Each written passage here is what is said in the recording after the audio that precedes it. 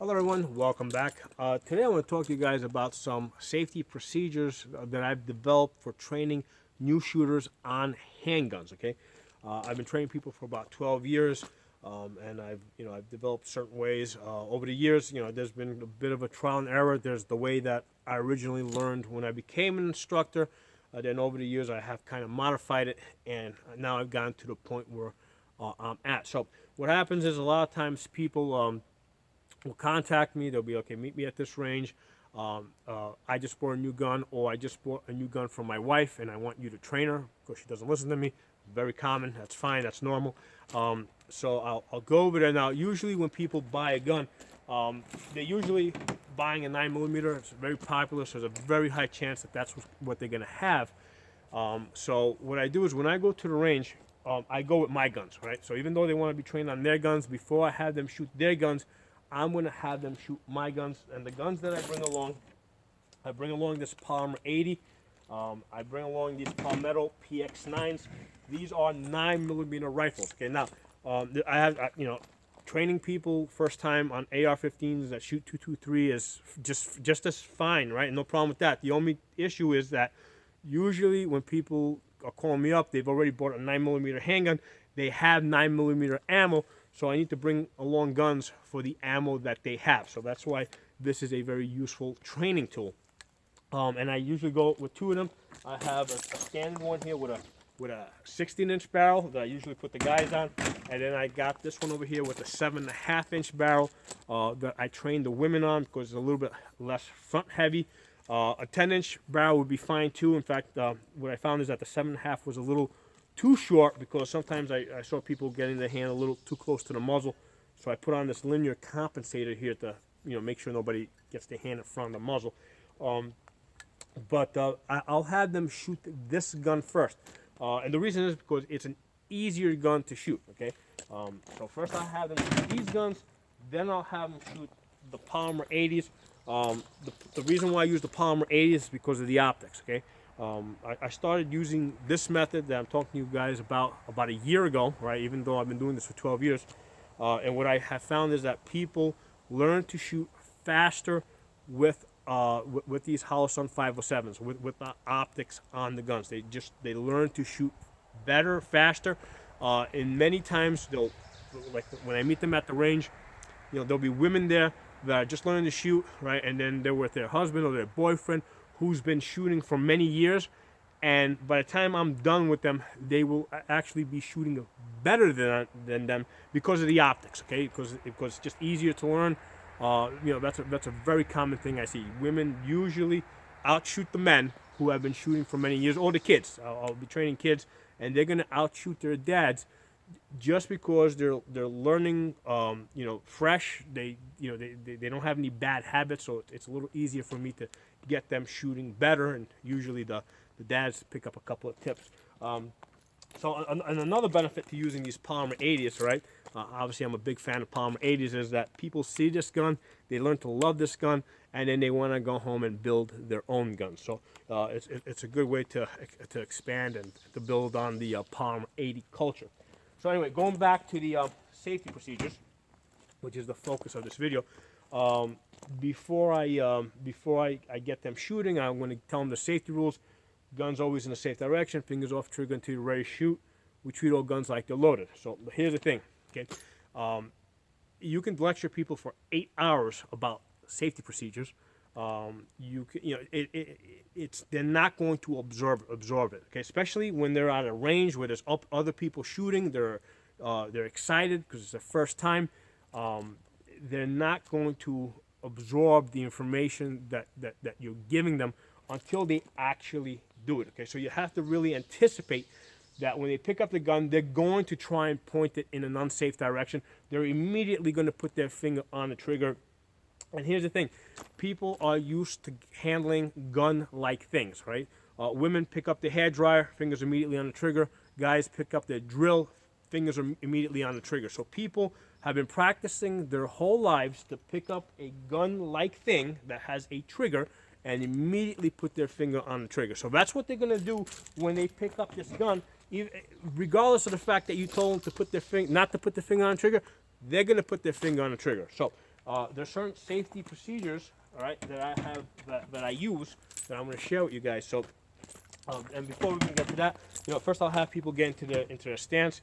For now, let's assume that they're left eye dominant, since I don't know the camera's conveniently on that side. So let's say they're left eye dominant. What I'll do is I'll have them stand with their feet together and then just drop their left foot back. I want their legs locked out. I don't want them like squatting or crouching, because they're going to be there for about an hour. And if their legs are not locked out, they're going to get tired on me. So I want the legs locked out. Drop your left foot back. Okay. And then what I'm going to do is I'm going to basically lock the gun open. Okay. Put the AR on safe. Right. Take the magazine. Put the magazine in. Okay. Loaded magazine. Close the bolt. Gun's on safe. Okay. I'll tell them to, get into your boxing stance. Bring your shoulder forward. Face on the gun. Find that circle. Find the dot in the center, put it on the target, hold it steady. Is the dot on the target? They'll say yes. Then what I'll do is I'll reach underneath, and then with my finger, I will flip the safety off. I have not told them about the safety switch. Okay, I have not told them how to operate it. I don't want them to have that information yet. I want to be the one that's in control of when this gun can fire and when it cannot fire. Okay, and that's how I maintain control of that, because what's going to happen is a lot of times people pick up the gun and they'll be like, they'll hear something on that side. They'll want. The nice thing about the rifle is it's got a long barrel. If somebody starts swinging the gun in unsafe direction, I can grab the barrel. I can control where this gun is pointing. Okay, so now they're actually starting to understand what I was talking about earlier, because you tell people keep the gun in the safe direction. Let's say you're telling them a safe direction is, let's say, between these two trees. All right.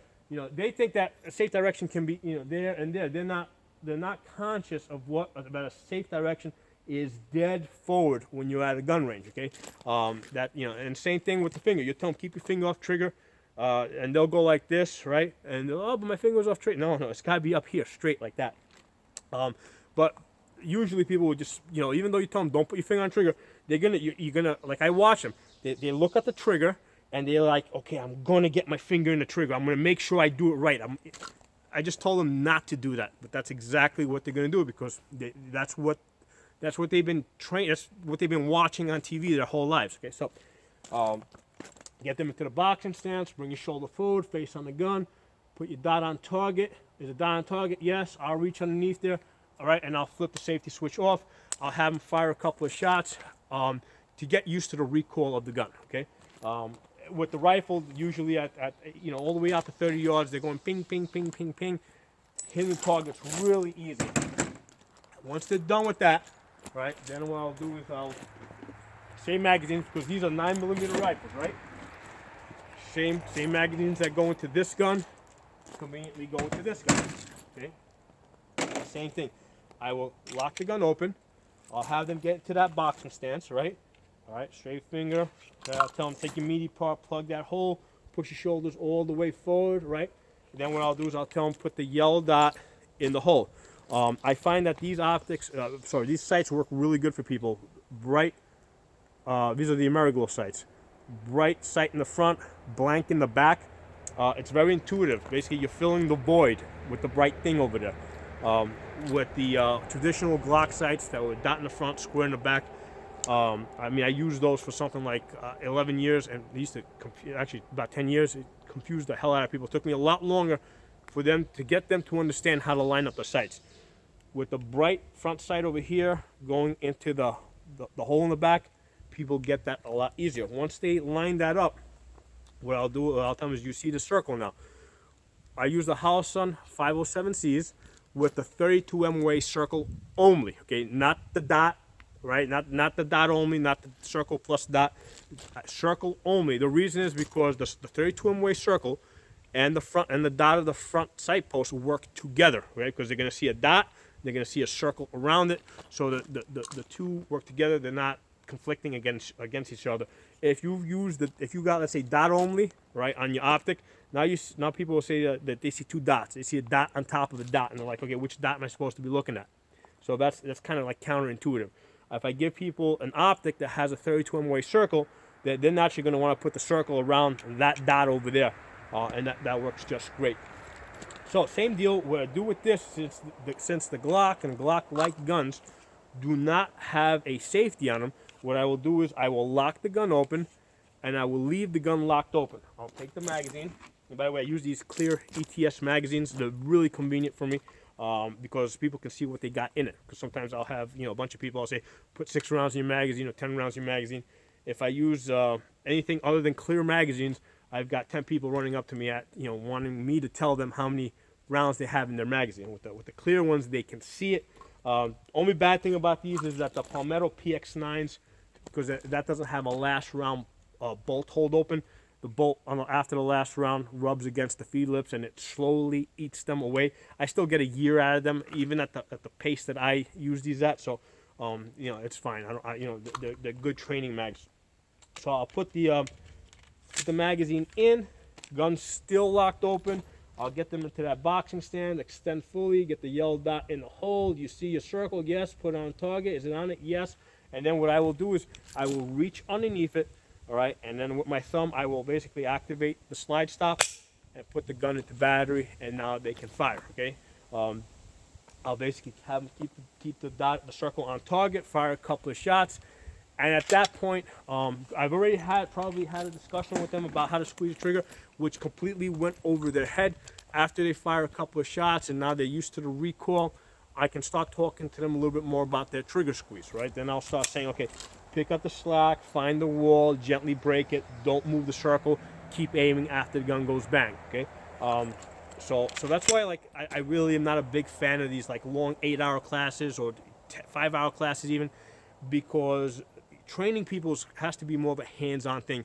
You give them a little bit, you have them do it, then you tell them a little bit more, then you have them do it, tell them a little bit more, have them do it. So that's how I train people. Now, like I said, I have found these Polymer 80s with these optics, right, that take the Holosun 507Cs, excellent training tools. And after I have them shoot this gun, then I'll train people on whatever gun they have. And then in most cases, I think in 99% of the cases, people will say, "Wow, I really like your gun better." And then we'll have a discussion about Polymer 80s and how to build them and all that stuff. There's very few cases where I have had where people have told me they didn't like the optics, and it's usually people that have been shooting for a long time, and they just kind of have a mind block to it.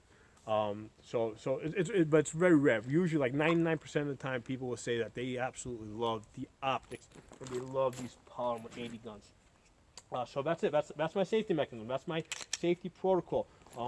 You cannot expect that people will actually keep the gun in the safe direction and keep their finger off the trigger. You can expect that they're gonna point this gun everywhere and anywhere and put their finger on the trigger.